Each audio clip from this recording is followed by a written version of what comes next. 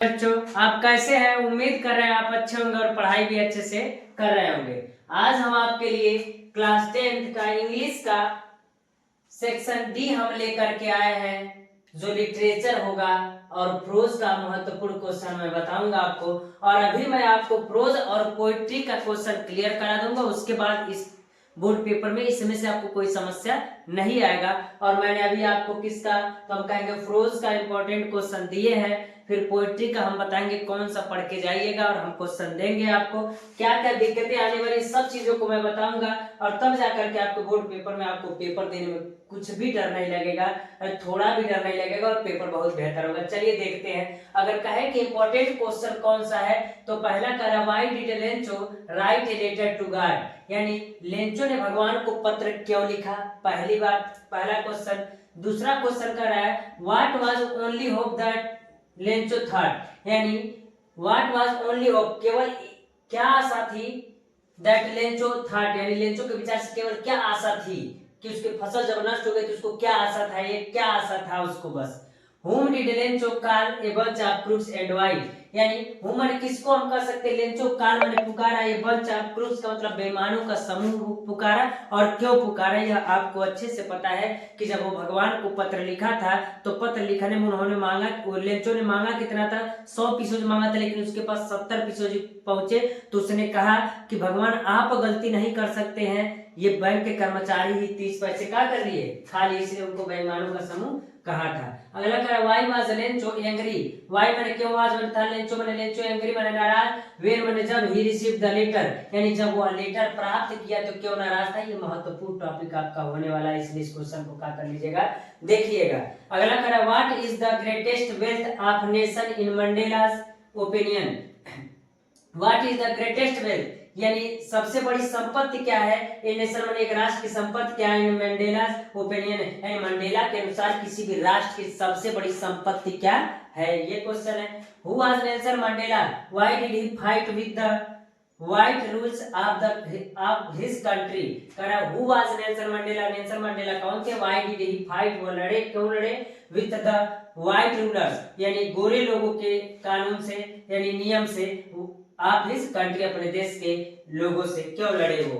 अगला कर रहा है, what according to Mandela is true freedom, यानी मंडेला के अनुसार सच्ची आजादी क्या है, वो क्वेश्चन कह रहा है। अगला कर रहा है, सब क्वेश्चन आप पढ़ेंगे, बस एक बार रिवीजन करने की जरूरत है। अगला क्वेश्चन कर रहा है, why was the young seagull afraid of flying, कह रहा है why was the young seagull afraid of flying, आपको पता होगा सीगुल जो पक्षी था वो उड़ने से क्या कर रहा था, डर रहा था। और वो कैसे डर रहा था, आप आसानी से कहानी पढ़े होंगे, उसमें जब डरता तो उसके आगे समुद्र रहता, समुद्र में कैसे वो गोते लगाएगा, सोचता था गिरूंगा और मैं मर जाऊंगा, यही सोच करके वो डरा हुआ था और उड़ान नहीं भर रहा था। अगला कर रहा है, how did the pilot Dakota save his life in the storm cloud, यानी कह रहा हाउ डिड द पायलट, कैसे पायलट ने बचाया डाकोटा, यानी डाकोटा के पायलट ने कैसे बचाया हिज लाइफ, मैंने अपना जीवन, इन द स्टॉर्म क्लाउड, यानी उस तूफान वाले बादल में कैसे अपना जीवन बिताया, यानी बचाया। Why did Anne Frank to keep diary, what name she give to it, यानी एनी फ्रैंक ने क्यों डायरी रखती थी और उस डायरी का क्या नाम रखी थी, कौन, एनी फ्रैंक, ये भी क्वेश्चन महत्वपूर्ण होने वाला। अगला करा है, what does Anne Frank say about her father and grandmother in his diary, यानी what does Anne Frank say about her father, अपने पिता के बारे में और ग्रैंडमदर अपने दादी माँ के बारे में उस डायरी में क्या लिखी थी। अगला करा है, who was Anne Frank, Anne Frank कौन थी, where did she write a diary, और वो डायरी कैसे क्यों लिख रही थी, कहाँ लिख रही थी। What do the words pader and kabai, यानी पेडर शब्द और कवाई शब्द क्या है, I in the lesson a baker from Goa, a baker from Goa, यानी कहने का मतलब चैप्टर में पेडर और कवाई का क्या मतलब है। अगला कह रहा है, what is Coorg famous for, यानी कुर्ग किसके लिए प्रसिद्ध था। अगला कह रहा है, how did the people of Coorg differ from Hindu main stream, यानी किस प्रकार वो अलग थे कुर्ग के लोग जो थे।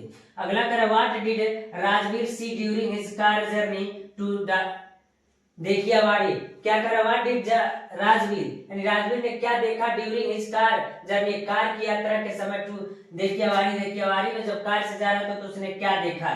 What was Valli favourite pass time, यानी वल्ली का फेवरेट पास टाइम क्या था, तो किस प्रकार वो अपना टाइम पास करती थी, अपने घर के गेट के सामने खड़ा हो जाती थी और जो रोज बस जाया करता था उसको देखा करती थी, वही उसका फेवरेट पास टाइम था।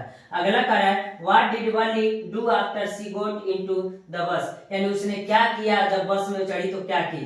Draw the character sketch of Valli, यानी वल्ली का कैरेक्टर स्केच की चरित्र चित्रण लिखिए। अगला क्वेश्चन कर रहा है what did the Buddha ask the woman to bring for curing the child, यानी बुद्धा ने उस औरत को क्या लाने के लिए कहा कि उसके बच्चे की जान वो बचा सकते हैं। तो आपको पता होगा कि एक मुट्ठी सरसों का बीज लाने के लिए कहे थे और उस घर से लाने के लिए कहे थे जिस घर में कोई व्यक्ति उसका सदस्य रिश्तेदार या कोई भी व्यक्ति मरा न हो। व्हाई डिड किसा गौतमी, यानी क्यों किसा गौतमी इन सो मच ग्रीफ, बहुत दुख में थी। What did learn in the end, और अंत में वह क्या सीखी, वो क्यों दुखी थी और क्यों अंत में क्या सीखी।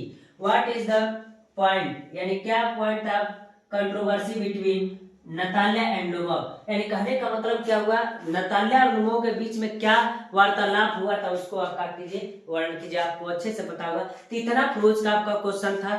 मैं बता दूं प्रोज का क्वेश्चन है, और एक बात और बता देना चाहता हूं हम आपको कि एक बात इसको करने के बाद तुरंत आपको मिलेगा, जानते हैं किसका क्वेश्चन, पोएट्री का क्वेश्चन। तो पोएट्री का क्वेश्चन क्या होगा हम बता दे रहे हैं आपको।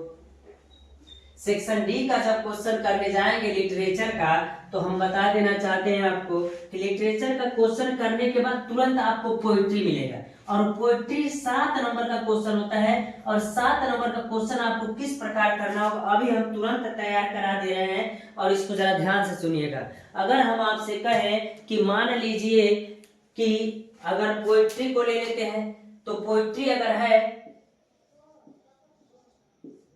तो पोएट्री में सबसे पहला जो क्वेश्चन रहेगा ना आपका 4 लाइन पोएम होगा। कितने लाइन, 4 लाइन पोएम। तो आपको बहुत ज्यादा परेशान होने की जरूरत नहीं है, आप एक 4 लाइन का पोएम याद कर लीजिएगा, और मैं आपको बता देता हूं कि उस 4 लाइन का पोएम वह याद कीजिएगा जो उस पेपर में न आया हो, वो स्पष्ट लिखा रहता है। यानी 4 लाइन पोएम, यानी 4 लाइन का एक पोएम लिखेंगे तो आपको मिलेगा कितना नंबर, 3 नंबर मिल जाएगा, मान लीजिए 3 या 4 नंबर का होगा जो भी होगा। तो अगर कहेंगे अगर मिल जाएगा कितना, 4 नंबर ही मान लीजिए, तो पोएम लिखेंगे तो कितना मिलेगा, 4 नंबर का। एक और क्वेश्चन रहेगा सेंट्रल आइडिया, तो सेंट्रल आइडिया आपको लिखना होगा, 3 नाम दिया होगा, 1 2 और 3 नाम दिया होगा, और मैं आपको 3 हमने पहले से ही आपको सेंट्रल आइडिया दे रखा है, उसी सेंट्रल आइडिया को पढ़ लेंगे तो आपको कोई समस्या नहीं होगी। तो हम कह सकते हैं कि किस प्रकार सेंट्रल आइडिया हम पढ़ेंगे, जरा हम आपको बताते हैं प्यारे बच्चों। तो पहला जो है dust of snow, dust of snow, और दूसरा देख लीजिएगा, दूसरा अगर हम कहें fire and ice, fire and ice, और तीसरा कह दे हम इंपॉर्टेंट टॉपिक, एक पार्ट का नाम नहीं मैं बता रहा हूं, इंपॉर्टेंट टॉपिक बता रहा हूं, एक द ट्री, द ट्री देख लीजिएगा, और एक और ले लीजिए अमांडा। और मैं आपको बता दूं ये दोनों तो आपको याद ही होना चाहिए, और मैंने 2 एक्स्ट्रा बता दिया जिससे आपको कोई समस्या नहीं होगी। इतना सेंट्रल आइडिया अगर याद करेंगे आप तो आपको कोई समस्या नहीं होगी। हमने क्या क्या बता दिया आपको, प्रोज से क्वेश्चन बता दिया आपको, पोइट्री से क्वेश्चन बता दिए। पोइट्री में बहुत ज्यादा परेशान होते हैं, 4 लाइन का पोएम कोई भी याद कर लीजिएगा, और सेंट्रल आइडिया कम से कम 5-7 लाइन का याद कर लीजिएगा। तो लिखने के ऊपर जितना आप अच्छे से लिखेंगे वो ऑटोमेटिक होता जाएगा, कोई दिक्कत आपको आएगा नहीं। इस प्रकार प्यारे बच्चों हम इस वीडियो में यानी अभी लिटरेचर का यानी हम डी पार्ट का यानी सेक्शन डी का मैं अभी 2 ही क्वेश्चन लेकर के आऊँ, प्रोज और पोइट्री का। सप्लीमेंट्री जो होगा अगले मैं वीडियो में जल्द ही मैं आपको प्रोवाइड करूंगा प्यारे बच्चों।